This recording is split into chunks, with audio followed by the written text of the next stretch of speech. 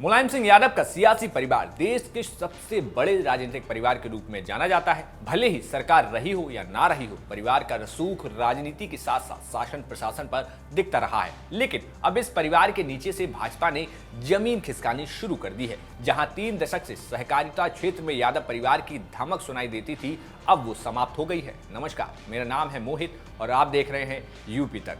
तो हम बात कर रहे थे सियासत की और परिवार की, लेकिन आपके अपने परिवार के लिए कुकू एफएम लाया है बेहद ही खास ऑफर, जहां आपको आपके साथ साथ अपने परिवार के लिए ऑडियो बुक के रूप में राजनीति के साथ नेताओं की जीवनी मिलेगी, प्रेरक किस्से कहानियां का खजाना मिलेगा, पेरेंटिंग टिप्स से लेकर बच्चों के लिए स्किल डेवलपमेंट तक की जानकारी मिलेगी। इसलिए कुकू एफएम यूपी तक के दर्शकों के लिए लाया है बेहद ही खास ऑफर। अब इस्तेमाल कीजिए GHAR50 कूपन कोड और पाएं कुकू एफएम के सब्सक्रिप्शन पर पूरे 50% ऑफ। ये ऑफर केवल 19 जून तक वैलिड है, तो जल्दी कीजिए और डिस्क्रिप्शन बॉक्स में दिए गए लिंक पर क्लिक करके 50% डिस्काउंट का लाभ उठाइए। कुकू एफएम डाउनलोड कीजिए। तो हम बात कर रहे थे मुलायम सिंह यादव परिवार की और सहकारिता क्षेत्र में बनाई उनकी पैठ वाली स्थिति की। ये बात हम क्यों कह रहे हैं, तो इसका एक सीधा जवाब ये है कि जब 2007 में बसपा की सरकार आई, तब भी मायावती इस वर्चस्व को खत्म नहीं कर सकी थी। लेकिन अब इस तख्त यानी कि कोऑपरेटिव फेडरेशन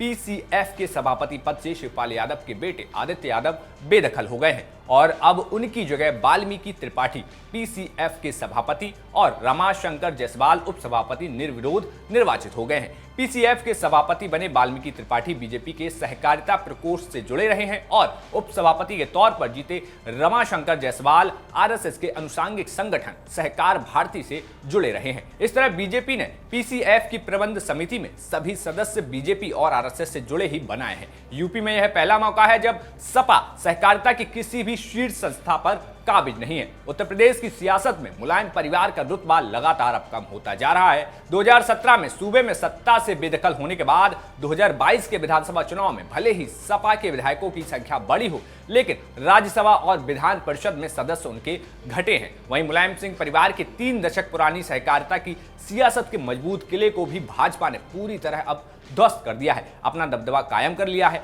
तो वहीं शिवपाल यादव को बीजेपी की नजदीक होने का भी कोई सियासी फायदा यहां नहीं मिल सका और उनके बेटे की PCF की कुर्सी से छुट्टी हो गई। यूपी में 7500 सहकारी समितियां हैं, जिनमें लगभग 1 करोड़ के लगभग संख्या में सदस्य हैं। अब बीजेपी ने इन समितियों पर अपना कब्जा कर लिया है। बता दें कि मुलायम सिंह यादव साल 1977 में पहली बार सहकारिता मंत्री बने, तो उन्होंने सहकारिता क्षेत्र में अपना दबदबा स्थापित किया। मुलायम सिंह यादव जब मुख्यमंत्री रहे, तब भी इस विभाग को या तो उन्होंने अपने पास रखा या फिर अपने छोटे भाई शिवपाल सिंह यादव को इसे सौंपा। सपा ने अपनी राजनीति में सहकारिता का भरपूर इस्तेमाल किया। सहकारिता क्षेत्र की संस्थाओं पर मुलायम सिंह परिवार का ही कब्जा रहा, तो वही शिवपाल यादव के बेटे आदित्य यादव पिछले 10 सालों से PCF के सभापति की गद्दी पर बैठे हुए हैं। हालांकि इस बार उन्होंने प्रबंध समिति सदस्य के लिए नामांकन ही नहीं किया। वहीं PCF की प्रबंध समिति में जो 11 सदस्य निर्विरोध जीते हैं, उनमें भारतीय जनता पार्टी के सहकारिता प्रकोष्ठ और RSS के वैचारिक संगठन